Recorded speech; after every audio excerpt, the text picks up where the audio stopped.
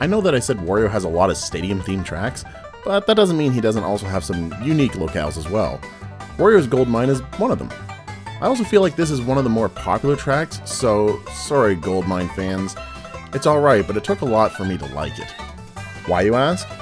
Well, mostly because I hated this course in Mario Kart Wii, and I think I carried some of my bias from that version to here, but this track is mixed up enough and improved enough that I think it's moved up in my heart some. But what is it that makes it so fun? Well, for starters, they removed the pointless half-pipe at the start. Many of Wii's courses included half-pipe ramps to get some airtime and a boost, but Wario's Gold Mine was so far off to the side and away from the route that you needed to take that it was more of a trap than helpful. I'm not a big fan of tracks trying to fool you. It's just kinda cheap. Funny when you watch a newcomer fall for it, but cheap. But talk about a track that feels really fleshed out in its artistic direction.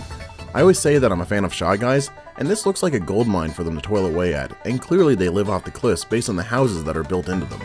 I'm actually a huge sucker for those settings in video games. There's something that feels charmingly rustic about a cliffside town. Though this is Wario's Gold Mine, I'm concerned someone so greedy might actually be exploiting these Shy Guys. The sunset makes for a really pretty setting as well. It's visually quite a treat. But I suppose we should focus on the mine part of that title. Inside is the cave part. It's fine enough. The lighting lets it pop, but clearly isn't as much of a standout.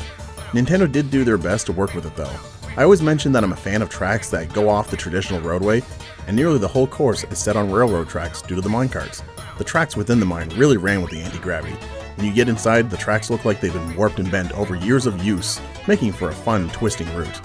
And since the tracks themselves are still in use, they appear to be laced with the same anti-gravity technology that the racers use, allowing minecarts to still use them. Clearly, Wario doesn't stop at anything to make sure he's making that gold. Two benefits come from this. The first obviously being that unlike Wii, where the minecarts would be a hazard and knock you over and sucked and I hated it, they're functionally like other racers, giving you a mini turbo. With how hectic this game can be, I like being able to find things that can keep my momentum going. The other, more subtle benefit is the lighting. This dark, dank cave is rather lacking in shine despite being a gold mine, but the anti-gravity rails make for a popping blue color. It's a nice glow for an otherwise very brown area. This track also offers some shortcuts, most of them being tight corner jumps. Take the corner before the road does and get a little boost off a ramp. These little ramps can be found in a couple of different spots, and they're fine enough. There's also this route that you can follow that goes off the main path, following the minecarts themselves. I'm not actually sure it's any faster, but you can take it if you want. Honestly, this track is pretty straightforward though. I think the only really strong beef I have with this track is on this dip. You go down, and then you go straight back up. Why the problem? It creates a blind spot on the road as you go down, so if someone puts a banana peel or something else of the sort on the way back up, you just don't see it. It's cheap and unfair, and it's not like other random Mario Kart shenanigans, but rather something that just puts further back players at more of a disadvantage.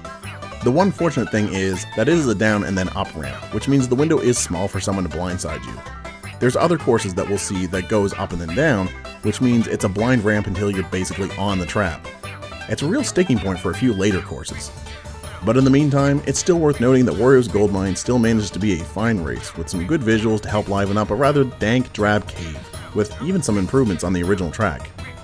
Next time, let's get a little more spicy with one of the most dynamic tracks, and don't forget to subscribe and like the video. See you all then.